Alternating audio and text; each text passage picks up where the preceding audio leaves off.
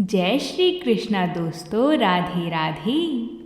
छठ पूजा के महापर्व की आप सभी को हमारी तरफ से बहुत बहुत शुभकामनाएं। आज हम सभी छठी मैया की कथा को सुनकर छठ पूजा की शुरुआत करते हैं। मान्यता है कि जो कोई भी छठ मैया की पूजा करता है और छठ का व्रत करता है तथा उसकी कथा को सुनता है, उन सभी को संतान की प्राप्ति होती है और उनका उनके बच्चों के साथ वियोग कभी नहीं होता। आइए अब हम छठी मैया की कृपा प्राप्त करने के लिए अब हम छठी मैया की कथा को सुनते हैं। तो प्रेम से बोलिए छठी मैया की जय। बहुत समय पहले की बात है। एक परिवार में माँ बेटा और उसकी बहू रहा करती थी। बुढ़िया माई छठ मैया की परम भक्त थी और वह हर साल छठ माता का व्रत किया करती थी। परंतु बहू नए विचारों वाली थी। वो पूजा पाठ में विश्वास नहीं करती थी।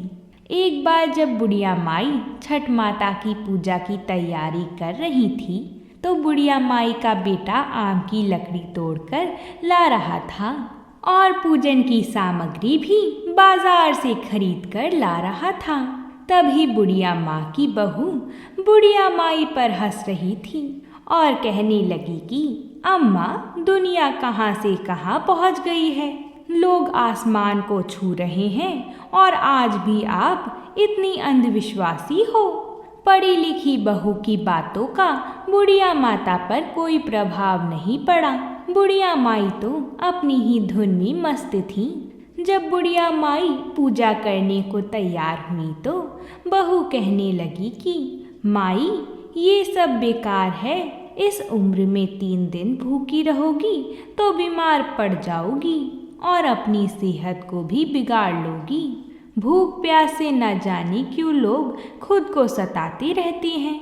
नई बहू की ये बातें सुनकर उसके भोलेपन पर बुढ़िया माई मुस्कुराने लगी और कहने लगी कि अरे बहू, शादी के बाद मेरे संतान नहीं हो रही थी, तब छठी मैया ने मेरी पुकार सुन ली। तुझे पता है बहू, ये तेरा पति भी छठी मैया का ही प्रसाद है। यह अंधविश्वास नहीं है बहू, माता का कण कण में निवास है। मेरी बात को मानो और तुम भी मेरे साथ छठ मैया के व्रत को कर लो तो छठी मैया तेरी भी गोद भर देंगी। पर बहू नए युग की नई सोच वाली थी, किसी की बातें कहाँ सुनने वाली थी। वो मुंह टेढ़ा करके सासू माँ से बोली कि मुझको कौन सा दुख है और मैं इस पूजा पाठ को नहीं करने वाली। सुंदर पति मिला है, जीवन में सब सुख मिला है। आलीशान घर है, दिन रात मस्त रहती हूँ। पूरे गांव में मुझ जैसा धनवान कहाँ। कर्म प्रधान है सासू माँ, जो कर्म करता है वही प्रधान है इस दुनिया में। बाकी सब बेकार की बातें हैं। सासू माँ के लाख समझाने पर भी बहू पर कोई असर नहीं हुआ। वह नास्तिक थी, बार बार छठ मैया की बुराई किए जा रही थी। तब उसका पति वहाँ आया और उसने भी उसको समझाने की कोशिश की और उसने कहा कि देखो प्रिय, देवी देवताओं के आगे अहंकार करना ठीक बात नहीं है। तुम भी व्रत और पूजा करने में माता का सहयोग करो। लेकिन वह तो अपने पति की भी बात को मानने को भी तैयार नहीं थी। सीधे सीधे बोल दी कि मुझे नहीं पड़ना इस अंधविश्वास के चक्कर में।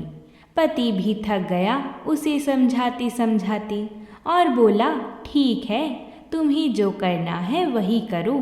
मैं तो छठी मैया का घाट सजाने जा रहा हूँ, जिससे मेरी माँ छठ मैया के श्री चरणों में अपने सर को झुका सके। बेटा हाथ में कुंडल लेकर घाट पर चला जाता है। छठ माता की पूजा के लिए सुंदर घाट को बनाने में जुट जाता है। अगर आप कथा को आगे भी सुनना चाहते हैं तो वीडियो को एक लाइक ज़रूर करें, ताकि हमें भी पता चले कि आप में से कितने जनों को कथा सुनना बहुत पसंद है। अपनी माँ की पूजा की तैयारी में माँ की मदद करता है। आम की लकड़ी को जलाकर अपनी माँ के साथ ठेकुआ सिकवाता है। पूरे भक्ति भाव से दोनों माँ बेटा छठ के पर्व को मनाते हैं। बुढ़िया माई के बेटे ने घर और द्वार को गाय के गोबर से लीपता है। उसी समय उसकी पत्नी पाँव में सैंडल पहनी हुई वहाँ से गुजरती है और कहती है, हाय, पता नहीं ये कौन सा त्योहार है और पूरे घर को ही गोबर गोबर बना के रखा है। अब तो घर से बाहर निकलना मुश्किल हो रहा है। कैसे गोबर की दुर्गंध आ रही है। और उसने अपने पति से कहा कि तुम और तुम्हारी माँ बहुत बड़े भक्त बनते हो। देखो जी, आपके बदन से भी गोबर की बदबू आ रही है। अब तो नहाकर ही घर आना। बहू की बातें सुनकर बुढ़िया माई बहू को समझाती है कि अरे बेटा, तुझे नहीं पता कि गोबर को तू जब दुर्गंध कह रही है, उस गोबर में बहुत से ऐसे रसायन पाए जाते हैं जिसको लीपने से घर की बहुत सारी बीमारियां कोसों दूर हो जाती हैं। इतना सुनकर बहू और बिगड़ गई। झुंझलाकर बुढ़िया माई से बोली कि पहले तो लकड़ी पर ठेकुआ बनाया और अब गोबर से लीपकर पूरे घर को गोबर गोबर कर दिया। सास बहू की बहस के बीच बेटा आकर बोला कि अरे प्रिय, तुम माता से झगड़ा मत करो, चलो अब जाकर तैयार हो जाओ। छठ माता के घाट पर जाने का समय हो गया है। ढोल बाजों को बुलवाकर दौरा उठाकर वे सब घाट पर चल दिए। पीछे पीछे बुढ़िया माई गीत गाते चल रही थी, पर बहू को तो इन सब में कोई रुचि नहीं रहती थी। वो तो सज धज कर मटक मटक कर चल रही थी। बुढ़िया माई और उसके बेटे ने बहू को बहुत समझाया तो बहू अपनी पति और सासू माँ के साथ घाट पर तो चली जाती है। वह जैसे ही घाट पर पहुँचती है, वो पूजा की बजाय मेला घूमने में लग जाती है।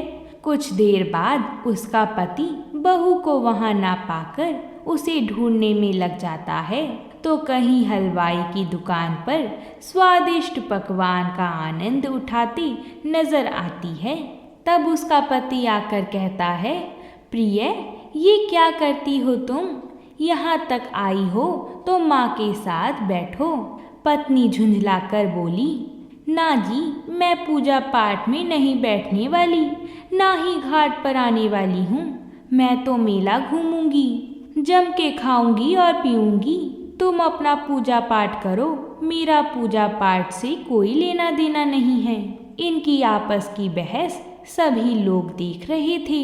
शर्मिंदा होकर वह पति वहाँ से चला गया और छठ घाट की ओर जाने लगा। ईख खड़ा करने को वही बेटा घाट की ओर जाता है और जैसे ही वह नहाने को वहाँ डुबकी लगाता है तो वह डूब जाता है। डूबते डूबते वह जोर जोर से चीखने लगता है कि बचाओ बचाओ, लेकिन किसी को भी ये आवाज़ कहाँ से आ रही है पता नहीं चलता। कोई तो जाओ ढूंढ के लाओ, सब यही चिल्लाने लगी। जैसे ही बुढ़िया माई को पता चला कि उसका बेटा नदी में डूब गया है, वो छाती पीट कर रोने लगती है और छठी मैया से सवाल करती है, अरे माँ, मैं माँ हूँ और तू भी माँ है, और तू कैसी माँ है जिसने एक माँ से उसका बेटा छीन लिया है। जब से मेरी शादी हुई है, मैं पिछले 30 सालों से तुम्हारी पूजा करती आ रही हूँ। माँ बोल, मेरी भक्ति में कौन सी कमी आ गई थी जो तूने मेरी गोद को सूना कर दिया? मुझसे या मेरे लाल से ऐसी कौन सी भूल हो गई? बोलो तो, जो तुमने मेरे लाल को छीन लिया। अरे माँ, मैं तो छठ घाट पर तुम्हारी पूजा करने आई थी, तुमने तो मेरी दुनिया ही उजाड़ दी। हे माँ, यदि जाने अनजाने में कोई गलती हो गई हो तो उसकी सज़ा मेरे बेटे को मत दो, मेरा लाल लौटा दो। यदि तुमने मेरा लाल नहीं लौटाया तो ये तेरी बूढ़ी भक्त यहीं इसी नदी में कूदकर अपने प्राण त्याग देगी। अब तुम या तो मेरे बेटे को लौटाओ या मेरे भी प्राण ले लो। उधर मेले में सबको बताया जा रहा था कि छठ घाट पर आए सभी व्यक्ति को सूचित किया जा रहा है कि घाट के गहरे भाग में ना जाएं। अभी अभी सूचना मिली है कि एक व्यक्ति गहरे पानी में डूब गया है। पानी में आगे जाने पर खतरा होने की आशंका है, इसलिए कोई भी नदी के गहरे भाग में ना जाए। यह बात सुनकर बहू दौड़ी दौड़ी जाती है। वहां जाकर जब वह देखती है कि उसकी सासू माँ दहाड़ मार कर रो रही है और उसका पति नदी में डूब गया है, तो उसे सदमा लग जाता है। वह जोर जोर से चीखने लगती है। पागलों की तरह लोगों की ईख को उठाकर फेंकने लगती है। चीख चीख कर बुढ़िया माई से पूछती है कि मैंने तो पहले ही कहा था कि माँ छठवट के पूजा में मत पड़ो, सब ढोंग है, अंधविश्वास है। तेरे ध्यान न देने के कारण आज मेरा पति मुझसे दूर चला गया है। अपनी माता को भला बुरा बोलते हुए वह छठ माता को कोसने लगती है। इस घटना को देखकर वहां खड़े सभी लोगों की सांसें रुक जाती हैं। सब लोग आपस में बात करते हैं कि बेचारी के साथ बहुत बुरा हुआ, और मन ही मन में सभी लोग छठ माता को पुकारने लगते हैं कि हे माता, इस बुढ़िया माई की पुकार सुन लो। छठ माता तो है ही दयालु, वह कभी अपने भक्तों को निराश नहीं करती, कभी भी उन्हें बेसहारा और उदास नहीं छोड़ती। इधर पुत्र वियोग में बुढ़िया माई अपनी जान देने को पानी में जाती है। वैसे ही नदी के अंदर से एक लहर उठती है और वह लहर किनारे की ओर जोर से आती है। उसी लहर में से उस बुढ़िया माई का बेटा भी बाहर निकल आता है। इस दृश्य को देखकर वहां खड़ी सभी लोगों की आंखें खुली की खुली रह जाती हैं। सबकी आंखों में खुशी के आंसू आ जाते हैं। बाद में बुढ़िया माई खुशी से जोर जोर से रोती है और बहू भी खुशी के आंसुओं को रोक नहीं पाती। ये सारा दृश्य चल ही रहा था कि बादलों से बिजली के खड़कने की आवाज़ आती है और उसी समय आकाशवाणी में छठी मैया ने कहा कि मेरी पुत्री, मैं किसी का भी अहित नहीं करती हूँ। मैंने तुम्हारी आँखों से अज्ञान का पर्दा हटाने के लिए तुम्हारे पति को पानी में डुबाया था। पुत्री, मैं सदैव अपने भक्तों की रक्षा करती हूँ। इस कलयुग में जो भी भक्त मेरी पूजा सच्चे मन से करता है, मैं उसकी सभी मनोकामनाओं को पूरा करती हूँ। इतना कहकर छठी मैया अंतर ध्यान हो गई। वहाँ खड़े सभी भक्तों ने छठ माता के नाम के जय जयकार लगाई। सास, बहू और बेटे ने खुशी खुशी सबने मिलकर छठ माता की पूजा की।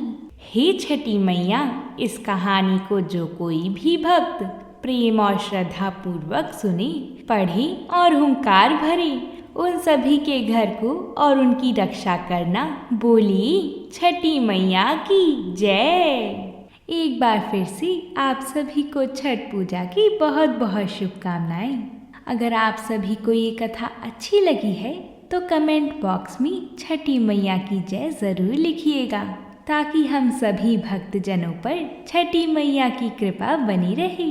और वीडियो को लाइक और अपने परिवारजनों के साथ शेयर ज़रूर करिएगा और हमारे चैनल को ज़रूर से सब्सक्राइब करिएगा, ताकि छठ पूजा की बहुत ही महत्वपूर्ण कथा जो विशेषकर छठ के दिन सुनी जाती है वो आप सभी को मिल सके और हम ऐसी ही व्रतों से जुड़ी